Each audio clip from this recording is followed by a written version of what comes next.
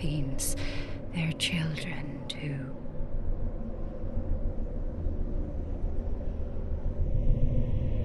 And their children forever true.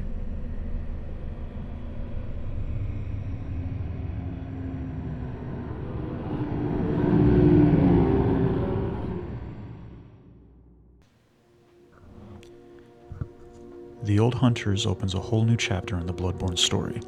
New characters, new weapons, and new truths. When we are transported to the Hunter's Nightmare by the amygdala, we enter the beginning of a very bizarre adventure. This nightmare is where all blood-drunk hunters are cursed to go to.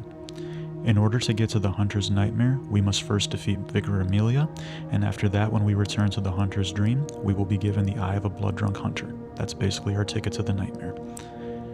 This nightmare is an eternal hunt where we constantly find hunters and beasts. Many of the hunters in the dream have a very significant role in the story, such as Ludwig or Lady Maria.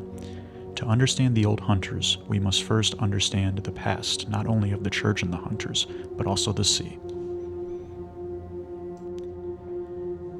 Before the Hunter's Nightmare, we had the Byrgenwerth Scholars. We know from the game that everything pretty much started at Byrgenwerth. We also know that the Scholars discovered the Old Blood within the Tombs of the Gods, also known as Chalice Dungeons, below Yharnam. The Old Blood was found to have great healing properties and the ability to essentially evolve humanity. It was also very addicting. So the Scholars at Byrgenwerth had different ideas on how the blood should be used, particularly Master Willem and Lawrence. They had different opinions on it, which caused Lawrence to leave Byrgenwerth. Master Willem, I've come to bid you farewell. Oh, I know. You think now to betray me. No, but you will never listen. I tell you, I will not forget our adage. We are born of the blood, made men by the blood, undone by the blood. Our eyes are yet to open. Fear the old blood. I must take my leave.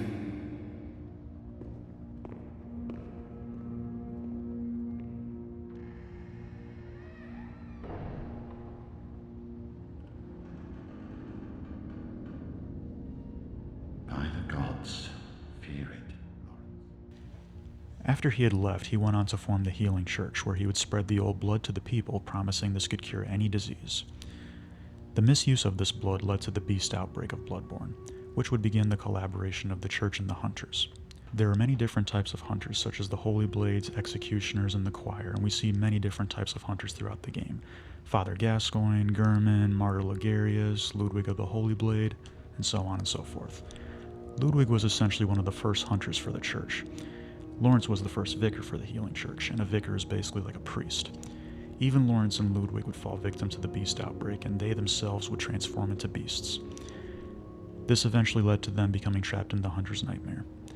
The church was known to cover up their transgressions. They hid the truth about the old blood and how that caused the beast plague, and they used hunters as tools to hunt beasts. They prioritized maintaining their authority and control over Yharnam above everything else. So now that we have some context, we can talk about the nightmare itself. As stated before, the nightmare is where the blood-drunk hunters are cursed to go to, a section where the hunt is never-ending, almost like a purgatory. When we get there, we see many similarities to Yharnam and the cathedral. Parts of the nightmare are distorted and tilted, adding to its dreamlike nature. Sins of the past are found here. These sins, or secrets, are guarded by the hunters of the nightmare. Throughout the Old Hunters DLC, we see many different kind of hunter enemies. Some have ties to those in the waking world as well. Dejor's apprentice, for example. Another hunter we meet, Simon, gives us a lot of helpful insight about the hunter nightmare. He essentially is like a tour guide throughout the nightmare. You're a hunter with your sanity, aren't you? Must have taken a wrong turn then, eh? Well, we're more alike than you think. This is the hunter's nightmare, where hunters end up when drunk with blood. You've seen them before. Aimless, wandering hunters slavering like beasts. This is what the poor fools have to look forward to. So, don't be brash. Turn back before it's too late. Unless you've something of an interest in nightmares. Oh yes, I see. You sense a secret within the nightmare and cannot bear to leave it be. As if the spirit of Bergenworth lives on within you. Such inquisitive hunters will relish the nightmare. But beware. Secrets are secrets for a reason, and some do not wish to see them uncovered. Especially when the secrets are particularly unseemly. Simon's a hunter for the Healing Church, and he was also dragged into the nightmare. His goal is to put an end to the nightmare once and for all, and he can be found in multiple parts throughout the game. Before reaching the research hall, you'll find 2 Healing Church hunters, and it's said that one of them is Vicar Amelia in her human form. However, according to some, they have different voice actors, so it may not be true that they're the same person.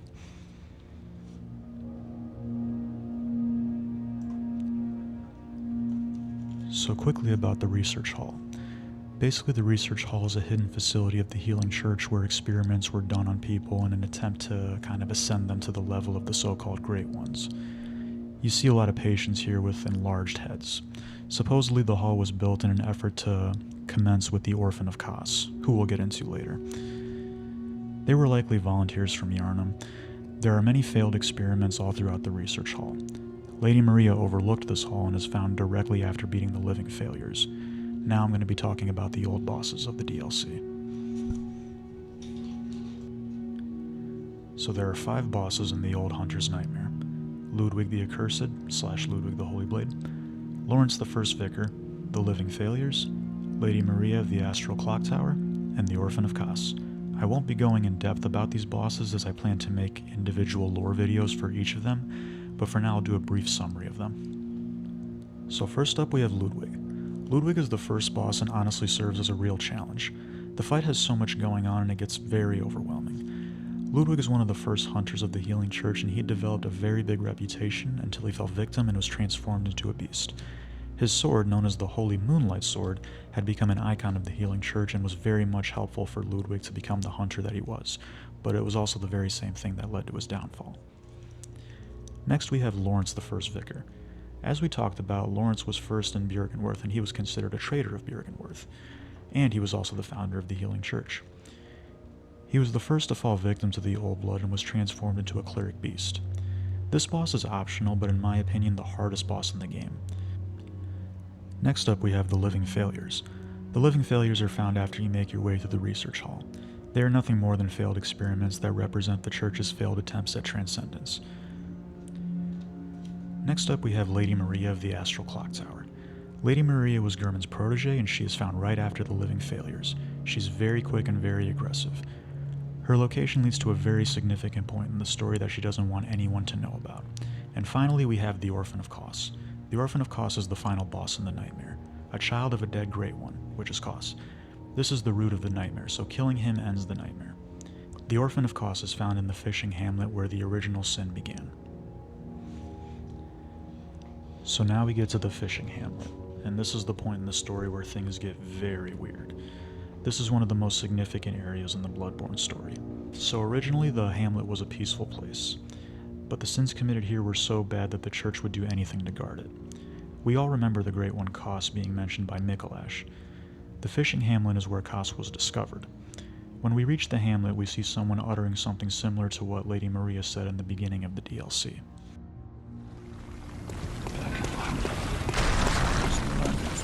Blood-traced fiends.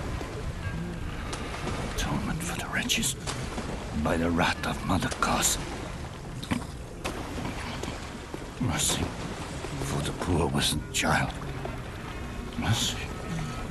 Oh, please. Atonement for the wretches. Lay the curse of blood upon them and their children, and their children's children forevermore.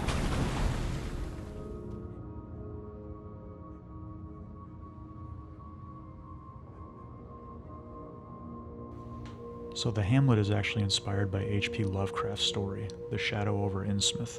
I think that's how you say it. You see boats filled with corpses. Lady Maria had felt so guilty about what happened she supposedly killed herself and wanted to guard this place from ever being found. So the story behind the hamlet begins with the Great One Cos, washing ashore on the beach.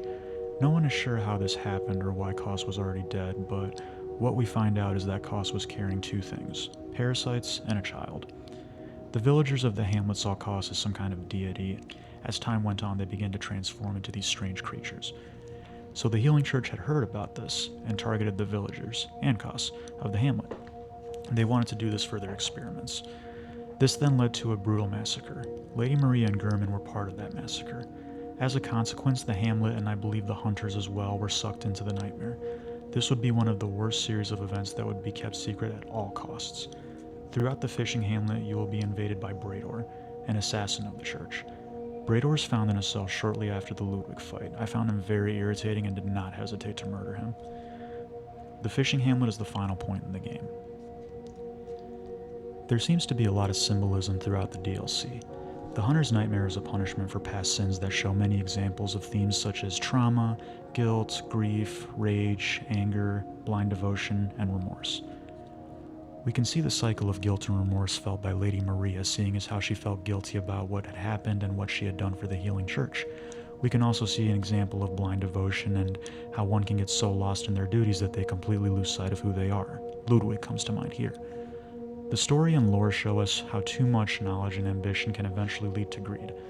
The intense dedication to learning about the Great Ones and reaching their level came at a price. The dream also represents inherited trauma, and we can tell because of the opening line said by Lady Maria. Many people had died, and many who participated had felt so much guilt. You could even tie it to some real-world examples. We see firsthand the true horrors when we meddle with things way beyond comprehension. After we defeat the Orphan of Kos, we can finally put an end to the nightmare and let the Great One rest in peace. After all the violence and horror, it's finally over. This wasn't just about hunting beasts. It was about finding the truth and putting an end to the horror that plagued many generations. Hunter after hunter getting trapped in the nightmare to endure a never-ending hunt. It was a curse that we truly needed to break. We see the orphan fade away and the following cutscene plays, thus ending the Old Hunters DLC. This concludes the video. If you liked it, please click subscribe and comment and give it a thumbs up. Stay tuned for some more lore videos, and until next time. Sweet child of Kos returned to the ocean. A bottomless curse, a bottomless sea, accepting of all that there is and can be.